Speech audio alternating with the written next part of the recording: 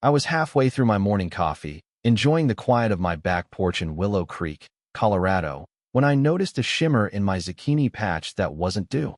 It was pool water, reeking of chlorine, pouring through a gap in the fence from my neighbor's yard, turning my garden into a muddy mess. My carrots were drowning.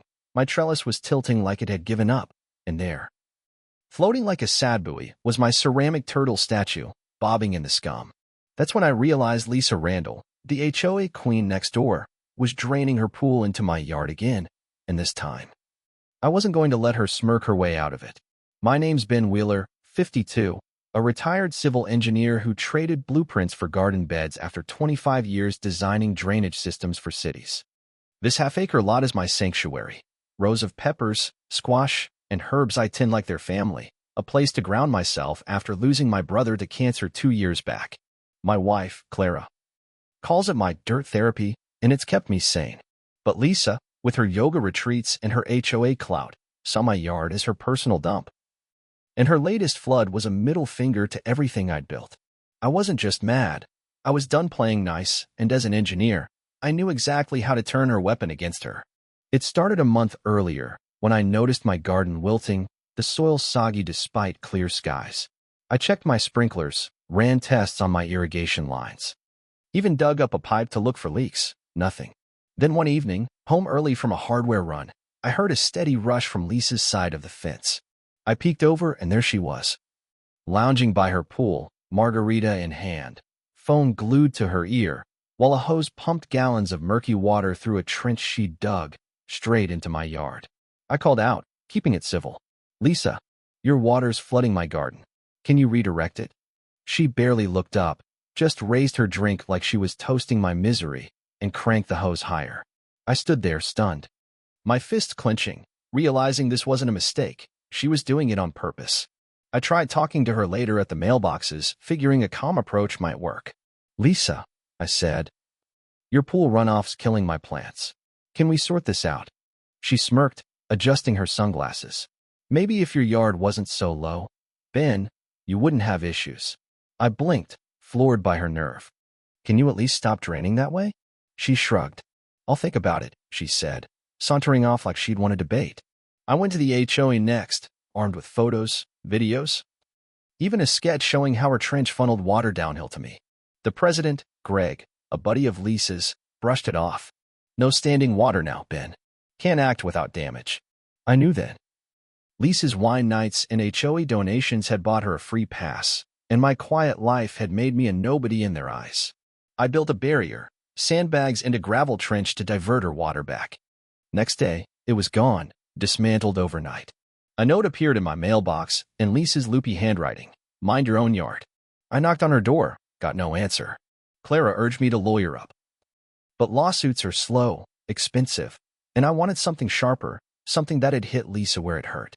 That night, I dusted off old neighborhood blueprints from when I consulted on its drainage system.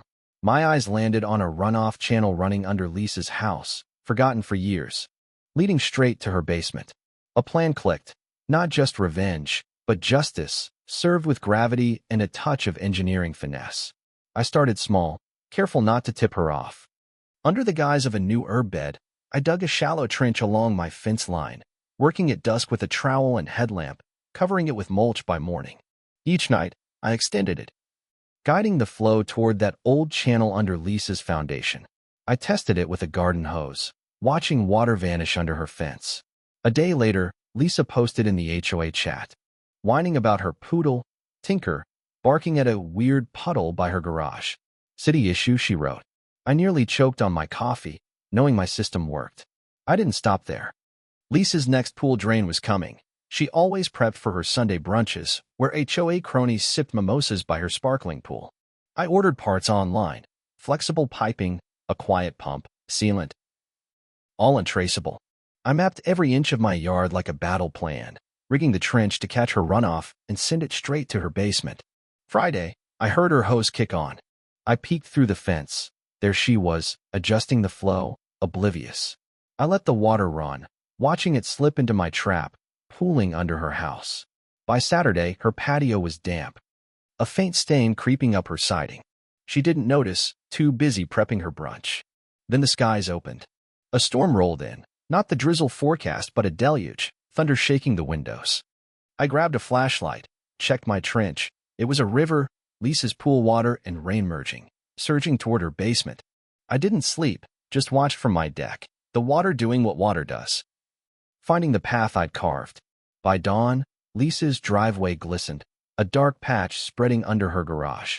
She was up, sipping coffee, clueless, as her house drank her own poison. Sunday's brunch was a circus, white linens, fruit trays, jazz blaring. Lisa floated on a pool raft, queen of her domain, while guests mingled. Then a scream cut through. A woman ran out, yelling about water in the living room. 2 inches of it, bubbling from the floorboards, soaking her Persian rug. Guests fled, kids trailing wet footprints. Lisa stormed inside, shrieking, "Tinker, shut up," as her dog yipped at the flood. She tried dragging furniture, but the water kept coming, pouring through her back door when someone opened it. I stood on my porch, watering my salvaged peppers, looking busy, my heart pounding with a mix of guilt and glee. Monday, restoration trucks swarmed her place, fans roaring, soggy carpet hauled out, furniture ruined. Lisa was on her phone, yelling at her insurer, who denied her claim for maintenance neglect. I overheard her ranting about city sewers and gophers, never mentioning her pool. Clara nudged me, whispering, "Don't smile too much." But it was hard. Every squishy step Lisa took was payback for my drowned zucchini, my uprooted basil, my sleepless nights. Then Lisa came for me. Thursday. I was fixing a garden bed when a cop car rolled up. 2 officers asked if I'd redirected water to sabotage Lisa's house. "She's got no proof," they admitted, but took my statement. I showed them my setup, rain barrels, gutters, all legit, and offered time-stamped photos proving my yard was floodproof. "Water follows gravity," one cop said, shrugging. They left, no charges. That night, Lisa lit up the HOA chat, calling me a vandal and demanding a meeting. But the tide had turned. Neighbors posted screenshots of her admitting to pool drainage months back. "Easier than hiring a guy," she'd bragged. The chat erupted, complaints about her noise, her trash bins, her bullying. Lisa went quiet. The HOA meeting was her undoing. She barged in uninvited, ranting about betrayal and pointing fingers. Greg, the president, cut her off. "We can't keep covering for you, Lisa." The room was ice, neighbors fed up, embarrassed by her chaos. She slipped on the floor trying to storm out, her heels squeaking, and the silence that followed was louder than her screams. After that, Lisa faded. Her brunches stopped. Tinker's barks muffled behind closed windows. She tried a DIY drainage barrier, a mess of bricks and tarps, but the city fined her for no permits, ordering it torn down. She threw a shovel in the street, caught on a doorbell cam, and the HOA suspended her voting rights. Marlene, a neighbor with real estate ties, dug up Lisa's missed mortgage payments. The flood repairs had bled her dry. A week later, a for sale sign appeared, no sneaky listing this time.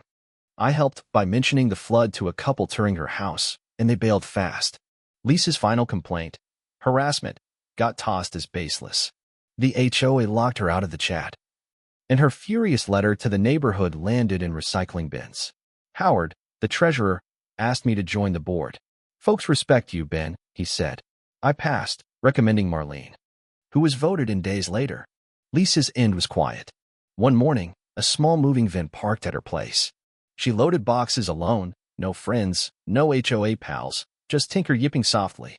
She didn't look up, just drove off, her SUV fading around the corner. The new owners, Sam and Ellie, brought cookies and questions about gardening, hosting a movie night that filled their yard with laughter. Marlene's HOA rewrote the rules. Clear drainage laws, anonymous complaints, no more power grabs. My garden bloomed again. Wildflowers covering the old trench, a rock garden where Lisa's water once poured. Then came the letter, no return address, just Lisa's scrawl. "You got what you wanted." I tossed it in the compost, turning the crank, letting it rot with the weeds. Clara and I sat on the porch that night, her head on my shoulder, kids' giggles drifting from Sam's yard. "Think she'll try again somewhere else?" Clara asked. I shrugged. "Maybe, but not here." This wasn't about gloating. It was about balance, about a neighborhood finding its spine, about water finding its way, just like I'd planned. But last week, Marlene mentioned a new HOA complaint, 2 towns over. A woman flooding yards, citing elevation issues. Sounds familiar, doesn't it? I'm not chasing her. But I'm keeping that file of photos, just in case. So, where are you watching from? Ever had a Lisa turn your world upside down with their entitlement? Drop your story below. Let's talk about standing your ground, about turning the tables, about whether karma needs a nudge or just a well-placed pipe. Because I'm still here, and I know you are too.